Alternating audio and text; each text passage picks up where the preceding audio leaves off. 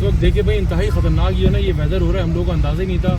हम समझे कि विंडी वेदर है, लेकिन ये तूफ़ान आ गया है और बस हम लोग बड़ी केयरफुली गाड़ी चला रहे हैं। आप देखें यहाँ पर कितनी, इस वक्त हम लोग हाईवे पर हैं, लेकिन समझ नहीं आ रहा कि ये हाईवे